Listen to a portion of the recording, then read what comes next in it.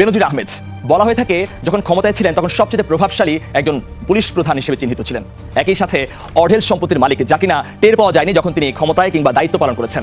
শুধু নিজে নয়, পুরো পরিবার মিলে স্থাবর কয়েক হাজার কোটি টাকার সম্পত্তি আছে তার। আদালতের 2 দফা আদেশে যা সবই এখন জব্দ করা আছে।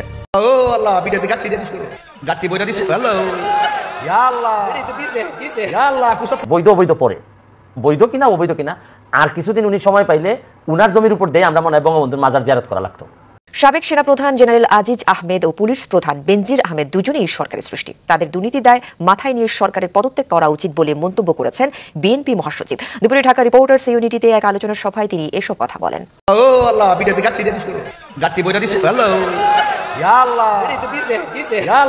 বৈধ অবৈধ পরে, বৈধ কিনা অবৈধ কিনা আর কিছুদিন উনি সময় পাইলে উনার জমির উপর দিয়ে আমরা মনে হয় বঙ্গবন্ধুর মাজার জিয়ারত করা লাগতো। কেন বলেছে তো, কারণ হচ্ছে কি উনি যে সময় পাইছেন, এই যে সময় পাইছেন, এই সময়ে পারিবারিক বলেন যেভাবেই বলেন উনি 1400 বিঘা, আর আমার যেখানে এত বড় ডিগ্রি অর্জন করে ঢাকাতে কোনো ফ্ল্যাটই নাই।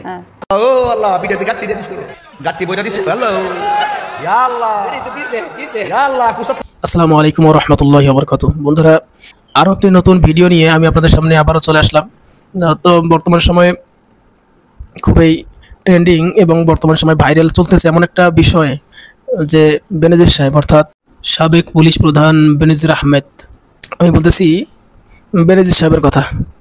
তো উনি কিন্তু ক্ষমতায় থাকতে বাংলাদেশ সরকার কিন্তু ওনাকে ওনার যেসব অপকর্ম আছে সবকিছু কিন্তু উনি নিজ ইচ্ছায় কখনোই প্রকাশ করেননি। এখন এমন একটা অবস্থা হয়ে গেছে যে অবসরে চলে গেছেন, তার সমস্ত সম্পত্তি যা কিছু আছে সবাই কিন্তু এখন বাজেয়াপ্ত হয়ে গেছে। তো বন্ধুরা, যারা আমার ভিডিও দেখতেছেন আমি সবাইকে আমন্ত্রণ জানাবো। আজকের এই ভিডিওটিতে আমি আপনাদের অনেক কিছুই দেখাবো ইনশাআল্লাহ। তো বেনজিরের যত অপকর্ম রয়েছে এবং যা কিছু রয়েছে এবং অনেক কিছুই করেছে, এই অপকর্মগুলো আপনাদের সামনে তুলে ধরবো। তো এর ভিতরে কিন্তু আমি আরো একটি সংবাদ আপনাদেরকে দিব ইনশাআল্লাহ। সে পর্যন্ত দেখতে থাকুন। তোমার কি বলে ক্যামেরা নিচে করো, হ্যাঁ তুমি ক্যামেরা দূরে করো একটু। ও, আমি তো ক্যামেরা অ্যাঙ্গেল বুঝি না, আমি তো ক্যামেরাম্যান না। হ্যাঁ এখন ঠিক আছে, এইভাবে ধরবো, হ্যাঁ, now I can see your books. তোমার জন্য ক্যামেরার স্ট্যান্ডও কিনছি, কিন্তু তুমি তারপর আর ভিডিও কল দাওনি। সেই 1 বছর পরে তোমার সাথে আমার কথা হচ্ছে মন খুলে। কালকে আমি অনেক দুর্নীতির বিরুদ্ধেও আমাদেরকে শূন্য সহিষ্ণুতার নীতি বলবৎ করতে হবে। আমি চাই তোমরা এই প্রায় 1300 সদস্য, নবীন সদস্য বাংলাদেশ পুলিশে দুর্নীতির বিরুদ্ধে জিহাদ ঘোষণা করবে এবং দুর্নীতির বিরুদ্ধে হুইসেল ব্লোয়ার হিসেবে দায়িত্ব পালন করবে। 41 সালে মানে প্রধানমন্ত্রীর নেতৃত্বে উন্নত দেশে পরিণত করা অলিক কোনো চিন্তা নয়, স্বপ্ন নয়, এটা বাস্তব। এবং সেই বাস্তবতা বাস্তবায়নের জন্য আমরা সবাই একসঙ্গে কাজ করতে চাই। জঙ্গিদের সঙ্গে কোনো আপোষ নাই, মাদকের সঙ্গে কোনো আপোষ নাই, দুর্নীতির সঙ্গে কোনো আপোষ নাই। কাউকে ভয় পাবেন না, আমরা একসঙ্গে কাজ করব। এরা বিদায় হবে, আমরা থাকব। জাতীয় স্বার্থ, সামাজিক স্বার্থ, রাষ্ট্রের স্বার্থের কাছে কখনোই ব্যক্তি স্বার্থকে কম্প্রোমাইজ করা যাবে না। ব্যক্তি স্বার্থকে সবসময় পিছিয়ে ফেলে আমাদেরকে জনগণের স্বার্থ, দেশের স্বার্থ এবং রাষ্ট্রের স্বার্থকে সর্বোচ্চ স্থানে ধারণ করতে হবে। Never underestimate the power of the government and the power of the people. জনগণের ক্ষমতা এবং রাষ্ট্রের ক্ষমতা যারা অবজ্ঞা করার দুঃসাহস দেখায় তারা আহম্মক। রাষ্ট্রের কাছে এই সমস্ত অপশক্তি, জনগণের কাছে এই সমস্ত অপশক্তি অতি তুচ্ছ। পুলিশের প্রতি মানুষের বিশ্বাস, আস্থা ও সম্মান অবশ্যই যে কোনো মূল্যে আমাদেরকে ধরে রাখতে হবে। বাংলাদেশ পুলিশকে এদেশের মানুষের জন্য তার প্রথম ভরসার স্থল হিসেবে প্রতিষ্ঠা করতে হবে।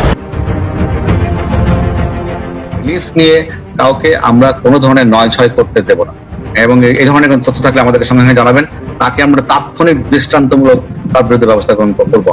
ধন্যবাদ। তো এই ধরনের রিলিফ নিয়ে 9-6, ওএমএস এর চাল বিক্রি নিয়ে 9-6, এটি কোনো ক্রমেই সহ্য করা হবে না।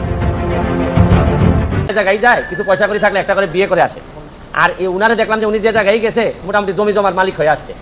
আর একটা বিষয় কি যে একজন আইজিপি মহোদয়, উনার যদি এত সম্পদ হয়, পরে বৈধ অবৈধের প্রশ্ন। উনার 34 বছরের লাইফে উনার বেতন সহ হওয়ার কথা 1,74,00,000। প্রায় 1.25 কোটি, কিন্তু 1.25 কোটি তো ওনার বেতন টেতন মিলে আর ওনার মেয়ে আর বউ মিলে মাশাল্লাহ প্রায় কয়েকশো কোটি। তো এত টাকা যদি ওনার থাকে কেউ কোনো কথা বলে না, মানে একটা ইনকোয়ারি যে করবো, আমি কিন্তু বলছি না যে উনি এখনই দুর্নীতিবাজ। আরে ভাই এত সম্পদের হিসাব আসলে একটা ইনকোয়ারির কথা বলবে না কেউ? আপনি দেখবেন যে 31 তারিখে রিপোর্টটা হওয়ার পর আমি কাউরে কথা বলতে শুনি না, সবাই মনে হয় যে একটা ভয় পায়, ভয় মারা যাবে, নাইলে তারে মামলা দিবে, তারে এই করবে সেই করবে। মানে কি? এটা বঙ্গবন্ধুর বাংলাদেশ, স্বাধীন বাংলাদেশ। এখানে তো বঙ্গবন্ধু কন্যা স্পষ্ট বলছেন যে দুর্নীতি প্রশ্রয় দেওয়া হবে না। তাইলে এরকম একজন আইজিপির এত সম্পদের হিসাব আসছে, কেউ কোনো কথা বলবে না। আর দুদক আল্লাহ মাহফুজ জানে নিজে স্টার্ট তো নিতেই পারে না, ধাক্কায় স্টার্ট হয় না। দুদক কি এটা? আমি তো অনেকদিন ওয়েট করছি, এটা আমি তো আমেরিকাতে যখন আমি রিপোর্টটা দেখছি, তো দুদক এটা বলবে না, ইনকোয়ারি করবে না? আরে ভাই একটা কাজ তো করো, এতগুলা বেতন নিতেছো, খালি এই যে কাজী আর ওই যে সাব রেজিস্ট্রারের মামলা করার জন্য দুদক আসে নাই তো। আর বড় জিনিস দেখলেই দুদক চুপসে যায়। আর আইজিপি মহোদয় এত সম্পদ বানাইলে হয় কি জানেন? কোন জায়গায় অশনি সংকেতটা, কোন জায়গায় অশনি সংকেত হচ্ছে কি, তাহলে যারা পরবর্তী আইজিপি মহোদয় যারা আছেন, পরবর্তীতে যারা আসবেন, তারা হয়তো ভাবতেছেন যে মডেল ক্যারেক্টার আমাদের কে হবে, যারা অসৎ হবেন তারা তো বেনজির সাহেবকে ধরে নেবেন যে উনি হচ্ছেন কি আমাদের আদর্শ। তাই উনি যদি আদর্শ পরেররা ধরে নেয়, তাহলে এরাও 800, 900, 1000 করে বিঘা কিনা লাগবে। তারপর আসতেছেন নিচের যারা আসতেছে, যারা অসৎ, এর মধ্যে অনেক সৎ অফিসার আছেন, তারা কিন্তু অনেক বেশি ফ্রাস্ট্রেটেড হবে যে আমরা সততা করে কিছুই তো করতে পারলাম না, মেয়েরে পড়াইতে পারি না। আর বেনজির সাহেবের শুনলাম যে মেয়ের অভিযোগ হচ্ছে গিয়ে মেয়ের একটু নর্থ সাউথ থেকে একটু রেস্ট নেওয়ার জন্য একটা ফ্ল্যাট আছে। আর আমি জীবনে এতদিন হাইকোর্টে থেকে একটা ফ্ল্যাট কিনা তো দূরের কথা, ভাড়া বাসায় থাকতে হয়। আপনি আজকে দুদকের পথে হেঁটেছেন, অনিয়মের বিরুদ্ধে, অবৈধ সম্পদ বেনজির সাহেবের যেটা হয়েছে সেটা যেন খতিয়ে দেখে দুদক, এবং উনি আপনার কাছে বলল সংসদে আপনি একটু আওয়াজ তোলেন দুদককে আরো সক্ষম গতিশীল বানানোর জন্য। নিশ্চয়ই এই যে একটা উইন উইন সিচুয়েশন তৈরি হলো, কিন্তু সেই জায়গাটা বলছি কি একদম শেষে এসে যে আমরা কথা শুরু করেছিলাম বেনজির সাহেবের এই সম্পদের বিষয়গুলো নিয়ে, কিন্তু যেখানে উনি কিন্তু স্টেটমেন্টে বারবারই বলছেন এটা উদ্দেশ্য প্রণোদিত, সেই জায়গা নিয়ে আপনি কিছু বলবেন? এটা কি দুটো প্রতিষ্ঠান কিংবা ব্যক্তির ক্ল্যাশের মধ্যে আপনি পড়ে? আমি আপনারা বলি, উনার হচ্ছে গিয়ে যে রিপোর্টে দেখলাম গোপালগঞ্জের এক জায়গায় 600 বিঘা 800 বিঘা কৃষি জমি বলছে পারিবারিক সূত্রে 1400 বিঘা। তা আমার মনে হয়েছে বৈধ পরে, বৈধ কিনা অবৈধ কিনা, আর কিছুদিন উনি সময় পাইলে উনার জমির উপর দিয়ে আমরা মনে হয় বঙ্গবন্ধুর মাজার জিয়ারত করা লাগতো। কেন বলেছে তো? কারণ হচ্ছে কি উনি যে সময় পাইছেন, যে সময় পাইছেন, এই সময়ে পারিবারিক বলেন যেভাবেই বলেন, উনি 1400 বিঘা, আর আমার যেখানে এত বড় ডিগ্রি অর্জন করে ঢাকাতে কোনো ফ্ল্যাটই নাই, তো 1400 বিঘা তো খালি ওই জায়গায়। আর উনি আবার আরেকটা কাজ করছেন দেখেন, কিন্তু পুরোটাই বলছেন লোন নেওয়া। আর এগুলো শুন, কুয়াকাটা, তারপর সেন্ট মার্টিন, কক্সবাজার, মানে আমাদের এলাকায় একজন মোটামুটি ধনী মতো একজন লোক আছেন, উনি আবার ওই যে গ্রামেই যান একটা করে বিয়ে করেন, বউ রেখে আসেন। আবার ওই যে সৌদির বিষয়েও আবার এরকম একটা কথা আছে যে সৌদির যারা অনেক ধনী শেখরা করে কি যে দেশেই যায়, এই দেশে একটা বিয়ে করে, টাকা তো ওদের অনেক। তো আমাদের আইজিপি মহোদয় বৈধভাবে মনে করেন যে জায়গায় গেছেন মাশাল্লাহ একটা করে জমি বা জায়গা ব্যবস্থা করে আসছেন। তো প্রশ্ন হচ্ছে কি যে পরিমাণ সম্পদ উনি বৈধ অবৈধ তো ইনকোয়ারি হবে, বিচার যদি হয় হবে, কিন্তু যে পরিমাণ সম্পদ উনি অর্জন করছেন এইটা কোনোভাবেই বাংলাদেশের একজন সরকারি কর্মকর্তার জন্য শুভনীয় না, দেশের জন্য শুভনীয়। যত বড় পদেই থাকুক না কেন, তার কি আর্থিক সঙ্গতিটা এতটা থাকে শত শত বিঘা জমি কেনার মতো?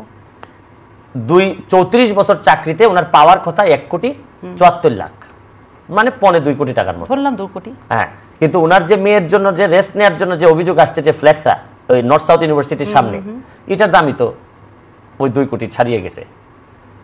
তাহলে সম্পদের উৎস, অর্থের উৎস, এটাই খতিয়ে দেখবেন। আমরা চেয়ে আসি, হেঁটে যাচ্ছি, ঘেমে গিয়ে অ্যাপ্লিকেশন দিয়ে আসছি। কিন্তু ওই যে আশা নিয়ে ওনাদের কাছে গেলেন, আপনি যে বললেন যার কাছে আশা নিয়ে যার দুয়ারে করা নিলাম যে লোকটি ক্যান্সারের রোগ নির্মূল করবে, সেটাই যদি ক্যান্সারে আক্রান্ত হয়ে থাকে তাহলে আমার দরজাতে খুলবে কি? না, একটা বিষয় আছে, আপনি মানুষ যখন সংগঠিত হয়, ধরেন এককভাবে দুদক, এককভাবে আমি, এককভাবে আপনি, আলাদা আলাদা আমরা হয়তো সবাই কোনো না কোনো ব্যাপারে কিছু না কিছু দুর্বলতা আমাদের আছে, কিন্তু আমরা তিনজন যখন এক জায়গায় হব, একজন আরেকজনের সাথে থাকবো, শুনেন সমাজ তো নষ্ট হয় হচ্ছে গিয়ে খারাপ মানুষের জন্য না, নষ্ট হয় হচ্ছে গিয়ে ভালো মানুষ যখন নীরব হয়ে যায়। তো যারা ভালো মানুষ আছে তারা যদি একত্রিত হয়, কথা বলে, আমরা যদি একজন আরেকজনের সাথে অল্প অল্প করি, আমি তো হেঁটে গেছি এই জায়গা পর্যন্ত, দুদক তো আমাকে রিসিভ করেছেন, আমার এটা গ্রহণ করেছেন, আশা করি এই হাঁটাটুকু, এই ঘাম কখনো প্রতারণা করে না। আমি যে ঘামটুকু ফেলছি, দুদক যে ঘামটুকু ফেলবে, এই ইনকোয়ারি করুক বা যাই করুক না কেন, এই ঘাম আপনি যতটুকু এখানে ঘাম ফেলবেন বা যে কষ্ট করতেছেন, দেখবেন একদিন এই ধরনের মানুষগুলা একত্রিত হবে এবং ইতিহাস বলে যে এক সময় আমরা যারা ভালো হইতে চাই, ভালো থাকতে চাই, তারা নাইলে কিন্তু এই পৃথিবীর টিকে থাকার কথা না। সাবেক সেনাপ্রধান জেনারেল আজিজ আহমেদ ও পুলিশ প্রধান বেনজির আহমেদ দুজনেই সরকারের সৃষ্টি। তাদের দুর্নীতি দায় মাথায় নিয়ে সরকারের পদত্যাগ করা উচিত বলে মন্তব্য করেছেন বিএনপি মহাসচিব। দুপুরে ঢাকা রিপোর্টার্স ইউনিটিতে এক আলোচনার সভায় তিনি এসব কথা বলেন। আজকে এখন তার হাজার হাজার বেরোচ্ছে আপনার অপকর্ম, লুটের ইতিহাস। প্রথম পদত্যাগটা আপনার করা উচিত। একটা দুইটা নয়, এরকম অসংখ্য ঘটনা আছে। চতুর্দিকে তাকিয়ে দেখবেন তাদের দুর্নীতি ছাড়ার কিছু নেই। শুধু ঢাকাতে না, আপনার যারা বংশর শহরে বাস করেন জানি না, অনেকে খবর রাখেন, সব জায়গায় একই। বন্ধুরা, আশা করি এই ভিডিওটি সবার কাছে ভালো লেগেছে। আগামীতে কোনো নতুন ভিডিও নিয়ে আপনাদের সামনে আবারও হাজির হবো ইনশাআল্লাহ। সে পর্যন্ত অবশ্যই নতুন নতুন ভিডিও পেতে আমার চ্যানেলের সঙ্গেই থাকবেন। সবাই ভালো থাকবেন, সুস্থ থাকবেন। আল্লাহ হাফেজ।